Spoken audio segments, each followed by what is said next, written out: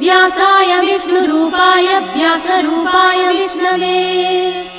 नमो वै ब्रह्मनिधये वासिष्ठाय नमो नमः अविकाराय शुद्धाय नित्याय परमात्मने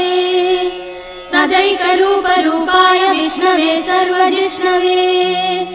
यस्य स्मरणमात्रेण जन्म संसारबन्धनात्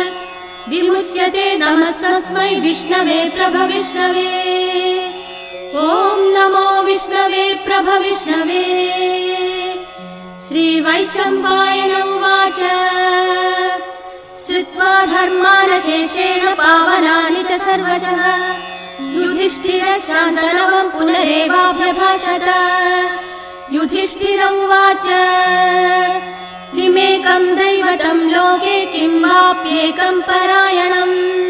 स्तुवन्तः कमर्च्छन्द